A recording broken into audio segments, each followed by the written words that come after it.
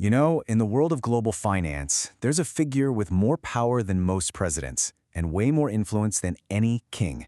An operative whose every single word can move trillions of dollars.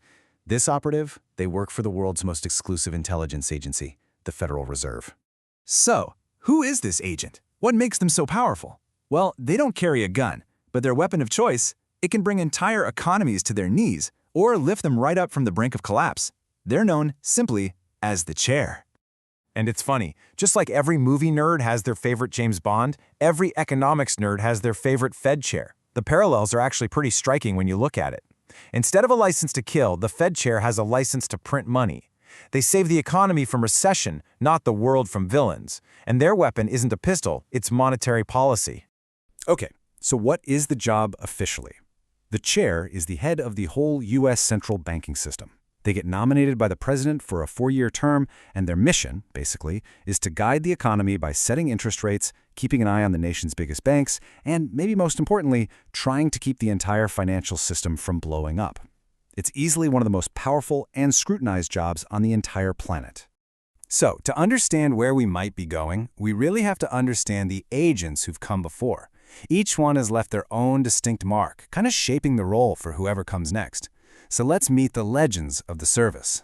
Since the modern era really kicked off, we've seen this clear lineage of these economic agents. Right from Paul Volcker's inflation-busting crusade back in the 80s, to Alan Greenspan's super long tenure, Ben Bernanke's crisis management, Janet Yellen's historic appointment, and of course today's chair, Jerome Powell. Each one had a totally different style, a different Bond-like persona. First up, you have Paul Volcker. He was the Sean Connery of the Fed, the original, the guy who basically established the modern archetype. Volcker proved that a Fed chair could be independent, ruthless, and honestly kind of stylish, setting the standard of gravity that the role still carries to this day. So after Connery came Roger Moore, and after Volcker came Alan Greenspan. He was the smooth maestro who really defined the role for a whole generation. He was known for his cryptic Greenspan speak, and he had this almost unshakable belief that any crisis could be solved with a clever maneuver, or more likely, a big injection of cheap money. And that brings us to the Pierce Brosnan era. Ben Bernanke. He was the agent for a new, way more complex world. When he was facing the 2008 financial crisis, he deployed a whole arsenal of new gadgets, like helicopter money, to save the system, bridging the gap from a predictable world to what we now call the new normal. You know, every few years, the agency has to choose a new agent for the times, and now a new name is being floated to take over when Jerome Powell's term ends in 2026.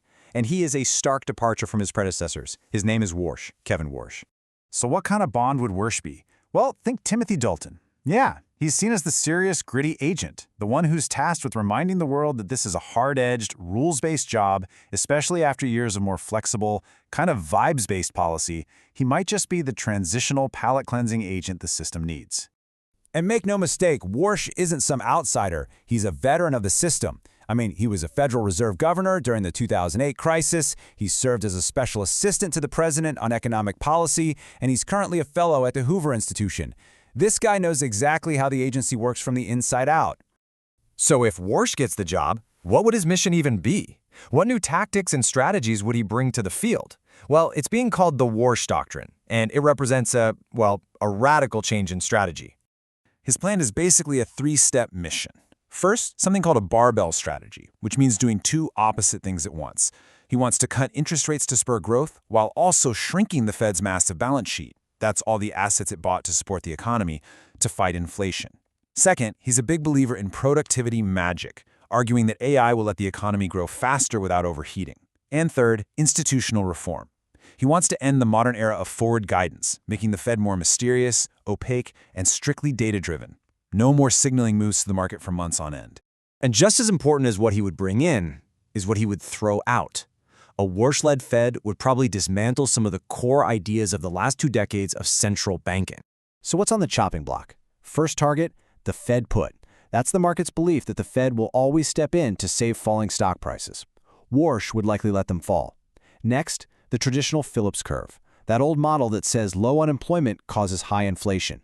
And finally, he'd stop using the Fed as a tool to help the government manage its own debt. To put it bluntly, his philosophy is a complete reversal. As one source puts it, he favors market discipline which is basically a nice way of saying, let assets crash and reprice themselves to where they should be. It's a ruthless, kind of old-school approach. So, what would this all mean? If Agent Warsh actually takes the helm, we would be entering a completely new chapter of economic policy, one that looks very, very different from the one we've all been living in. I mean, the difference is just stark. The Powell Fed, and really the chairs before him, have prioritized market stability. They use forward guidance as a key tool, and they act like a safety net for the markets. The potential Warsh Fed, it would be all about market discipline, using opaque, data-driven decisions and acting not as a safety net, but as a cold, impartial umpire. So why should you care? Because this shift means the rules of the game are changing. It signals a future with potentially much higher market volatility. It means a Fed that might prioritize crushing inflation above everything else, even if it means a weaker job market. The safety net that investors and, well, all of us have gotten used to, it could be gone. Which leaves us with one final, crucial question. For decades, the Fed has played the hero, swooping in to save the day. But the next agent might have a different mission directive entirely. Is the market, are we, ready for an agent who might just stand back and watch it all fall?